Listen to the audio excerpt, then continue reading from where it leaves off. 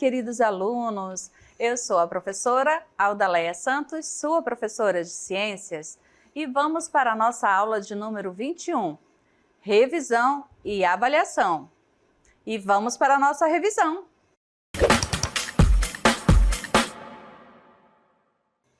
Olá, chegou o momento de revisitar aí alguns conteúdos que vimos durante a nossa unidade e vamos iniciar pelos níveis tróficos. O conceito de nível trófico se liga profundamente com os conceitos de cadeia alimentar e teia alimentar, pois cada posição em uma cadeia alimentar é um nível trófico. E essas relações se comunicam de que forma? Através de características alimentares, certo? Então, observe aqui na nossa imagem. Na cadeia alimentar, nós vamos ter uma questão linear no sentido de níveis definidos. Nós vamos ter os produtores, que aí representado pelas plantas, e os consumidores, certo? Que vão ser ali representados por quem está se alimentando das plantas. E os decompositores. Então, nós temos apenas esses três níveis definidos, por isso que ela é considerada de forma linear. Já a teia alimentar é conforme esses organismos, esses níveis se comportam dentro do ambiente, se conectando ali conforme, o hábito alimentar de cada um. Então, cada nível trófico vai representar o quê? Um estágio do fluxo de energia transmitido pela alimentação. Então, observem aí que esse fluxo energético, ele é unidirecional, certo? E parte ali, inicia pela energia captada pelas plantas, certo? E essa energia, ela vai sendo transferida para cada organismo e vai sendo perdida também, gasta, pelo metabolismo e perdida na forma de calor. Então, observem aqui a pirâmide de energia. Essa pirâmide de energia, você vê que a base dela é maior. Por quê? Porque ela vem ali, sendo alimentada pela energia solar. E aí, essa energia solar, ela é consumida 100% pelos produtores primários. Quando passa para os consumidores primários, o que acontece? Essa energia, ela se perde, 90% é perdida na forma de calor e dentro do metabolismo e 10% é que segue dentro do nível, certo? Então, observe que ela vai afunilando, porque quando passa para o consumidor secundário diminui 10% e quando chega no consumidor terciário, 10% novamente. E todos esses níveis, eles estão conectados a quem? Aos decompositores, certo? Então, por isso que nós podemos dividir os níveis tróficos em apenas três tipos básicos, que são eles: os produtores, as plantas e outros seres fotossintetizantes ou quimiosintetizantes, os consumidores, que temos os herbívoros, que são aqueles que se alimentam de plantas, os carnívoros, aqueles que se alimentam, quando a gente se refere à carne no sentido de ser um outro animal, e os onívoros, que envolve tanto a alimentação envolvendo a proteína, quanto as plantas também, certo? E nós somos um exemplo de seres onívoros, que nós alimentamos tanto de carne, quanto de vegetal. E os decompositores, que são os fungos e bactérias que têm uma grande importância dentro desses níveis tróficos, fazendo a ciclagem da matéria do ecossistema, certo? E aí nós temos aqui um exemplo de níveis tróficos no nosso ambiente aquático. Observe aí que nós temos as algas, as lesmas, os peixes e a garça, certo? Representando aí o nível trófico do ambiente aquático. E tudo isso conectado aos decompositores. Observe que essas plantas aquáticas, elas são as produtoras. Então, a nossa Vitória Régia, o nosso Mureru, o nosso Aguapé são representantes da classe dos produtores, porque realizam fotossíntese. E já os nossos peixes, né, que se alimentam ali das nossas plantas, que nós falamos, como, por exemplo, o peixe-boi, o peixe-boi, ele vai ser o quê? O consumidor primário, certo? E as aves predadoras vão ser os consumidores terciários. E os fungos, né, vão ser os decompositores que atuam na reciclagem da matéria orgânica. E aí, por que é importante, professora, nós estudarmos isso? Porque essa interação entre esses níveis tróficos é essencial para a estabilidade e a sustentabilidade dos ecossistemas. Se um deles falhar, como o sistema todo pode ser afetado, podendo causar extinção de espécies, pode alterar a dinâmica das interações entre os seres vivos, pode afetar toda a cadeia alimentar, pode desequilibrar o ecossistema, certo? Então, é muito importante a gente ter ali essa consciência da importância desses níveis e como eles afetam o nosso ecossistema. E agora nós passamos para um outro assunto muito importante, que é sobre as doenças de veiculação hídrica, atmosférica e por vetores. Haja vista que elas representam, né, grandes desafios para a saúde pública, especialmente no nosso país, no Brasil, pois elas estão frequentemente ligadas ao quê?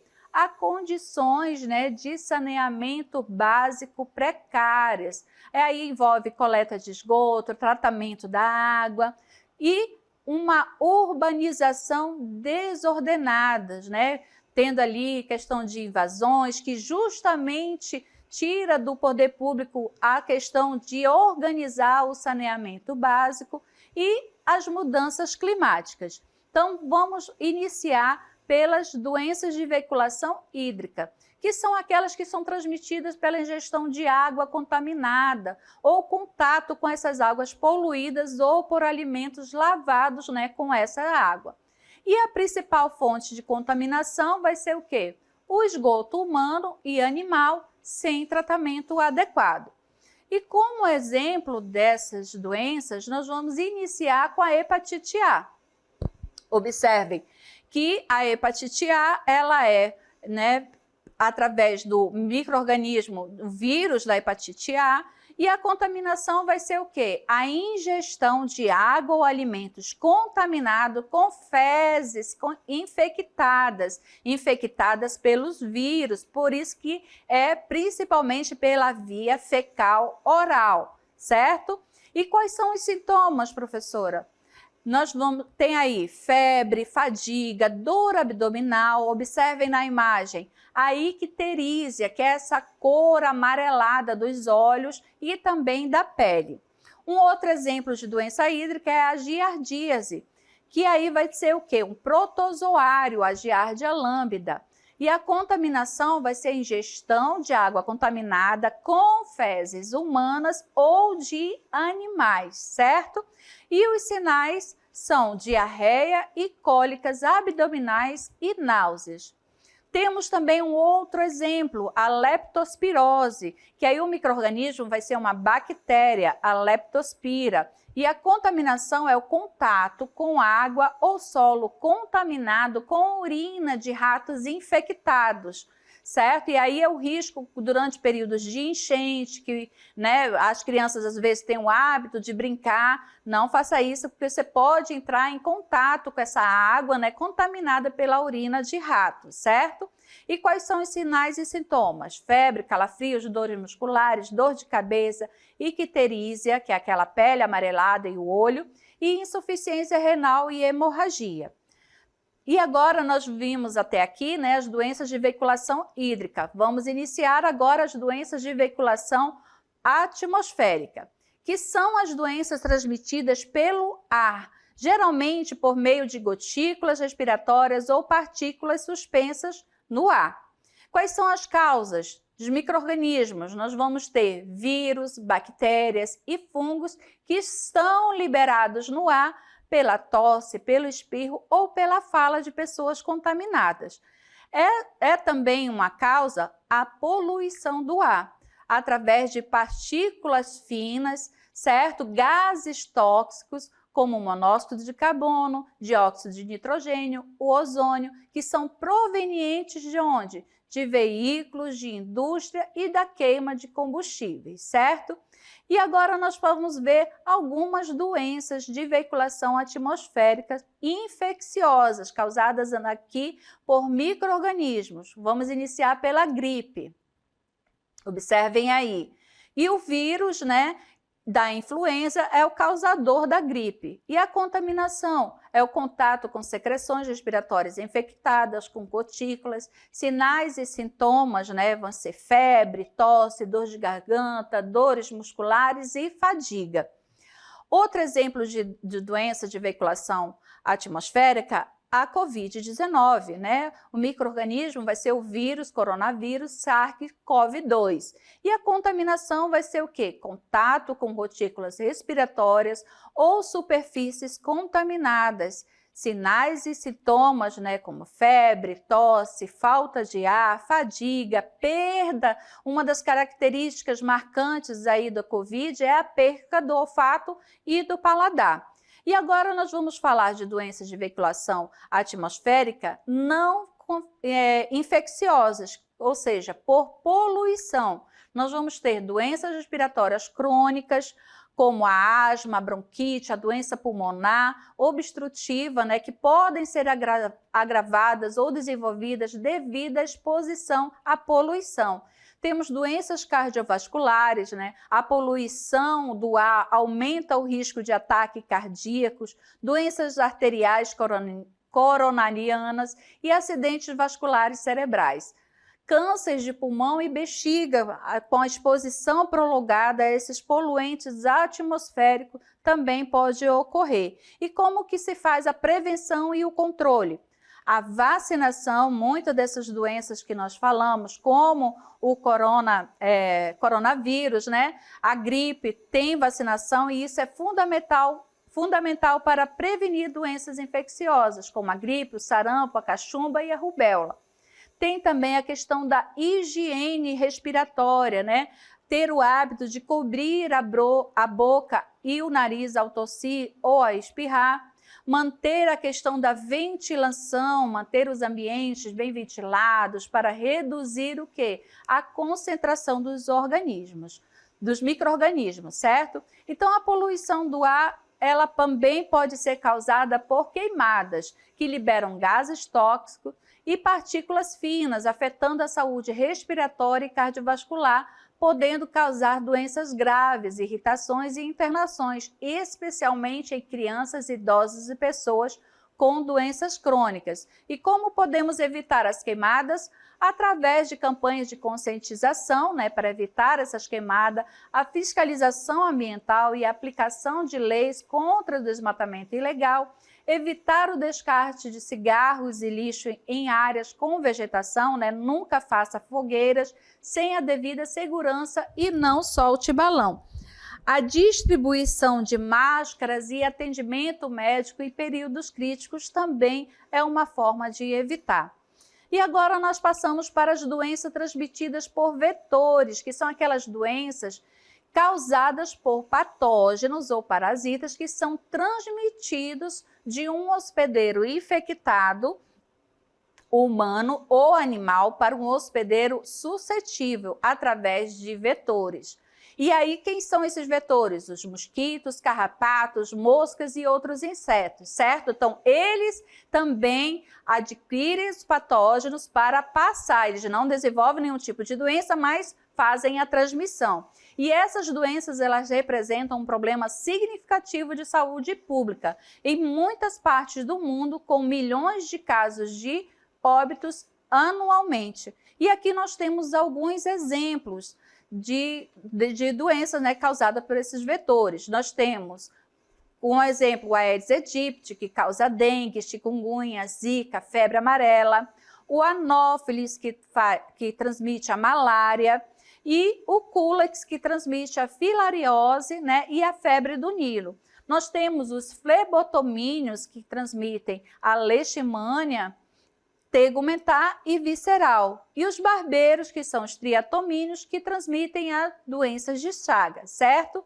Temos os carrapatos com a febre maculosa, temos as pulgas com a peste bubônica, transmitida também por pulgas de ratos, e caramujos de água doce com a esquistossomose, certo? Então, nós vimos aqui até essa parte com a questão das doenças e adentramos a parte da física com o estudo da termodinâmica, que é a parte da física que estuda o calor e a temperatura e como a energia térmica se movimenta e se transforma. Então, vamos relembrar. A termodinâmica é a ciência que estuda 3 coisas principais. Como o calor se move sempre do quente para o frio, né? Como o calor se transforma em trabalho, como a gasolina move a voadeira, e como a energia nunca some, ela apenas muda de forma. A energia da lenha vira calor, que gera um movimento que cozinha o nosso alimento, certo? Então, vamos recapitular alguns pontos principais. Calor é a energia em trânsito e pode se propagar de que forma? Por condução, por convecção e por irradiação. Quais são os tipos de calor? Incluindo o sensível, que muda a temperatura, o latente, que muda o estado físico, e o específico, que depende da substância, certo? E a temperatura mede a agitação das partículas, que são ali aferidas com as unidades de graus Celsius, Kelvin e Fahrenheit. E a termodinâmica, ela tem leis que explicam como a energia se comporta. A primeira lei fala da conservação da energia, ou seja, a energia nunca some, ela só se transforma, como a energia do Sol, que vira calor. A segunda lei fala da transferência de calor. O calor vai do quente para o frio, nunca ao contrário. E a terceira lei fala do zero absoluto, que é impossível chegar ao frio total, né, de zero absoluto, por isso ele é inalcançável. E a lei zero da termodinâmica, ela fala que se 2 corpos estão na mesma temperatura, não trocam calor entre si, porque atingiram o equilíbrio térmico. E aí nós vamos ver agora a aplicação da termodinâmica, de todo esse conhecimento, que é usado para prever e compreender como as novas substâncias podem ser formadas e como elas se comportam em diferentes condições, auxiliando ali no design de materiais com propriedades desejadas. Nós vimos, né, a aplicação dessa ciência dos materiais nos aviões, por exemplo, que são fabricados com ligas de alumínio, com titânio, que permite a construção de aviões com materiais mais leves e mais resistentes. Nós vimos também a garrafa térmica, que é um recipiente que foi elaborado para dificultar a propagação do calor e que do seu conteúdo, né, para o exterior, e mantém os líquidos quentes ou frios por longos períodos, através do quê? Da sua composição, certo? Então, a parede de vidro espelhado ali retém a questão da irradiação, o vácuo, né, impede ali a questão da condução, a tampa vai trabalhar ali impedindo a questão da convecção. Por isso que a garrafa térmica, ela é considerada um instrumento, né, antitermodinâmica, porque ela consegue desmembrar todas as formas de propagação do calor ali, desmembrar não, evitar, retardar a propagação do calor, certo? Através da condução, da convecção e da irradiação. Então, vemos agora a termodinâmica aplicada no nosso cotidiano, que é uma ciência, né, que estuda essas transformações e transferências de energia, especialmente a energia térmica. E no nosso dia a dia, diversos aparelhos eletrodomésticos funcionam com base em seus princípios, tornando nossas rotinas mais confortáveis e eficientes. Nós temos como um exemplo o termômetro, que serve para aferir a temperatura, né, com base ali na dilatação térmica e na variação de propriedades físicas. O nosso ferro de passar, que converte a energia elétrica em calor por meio de seus resistores, permitindo ali, né, alisar tecidos. A nossa garrafa térmica, que minimiza a troca de calor por condução, convecção e irradiação, mantendo os nossos líquidos quentes ou frios. E a nossa geladeira, né, que utiliza a compressão para retirar o calor e conservar os nossos alimentos. Aqui nós temos o chuveiro elétrico, que transforma a energia elétrica em térmica através do efeito Joule, aquecendo a água instantaneamente. Na nossa região não temos o hábito, mas em regiões frias isso é de muito, né, essencial para eles. E todos esses aparelhos, eles são essenciais no cotidiano e demonstram como a termodinâmica está presente em soluções práticas que atendem às necessidades humanas, promovendo conforto, funcionalidade e eficiência energética. Espero que você tenha aprendido mais ciência e até uma próxima.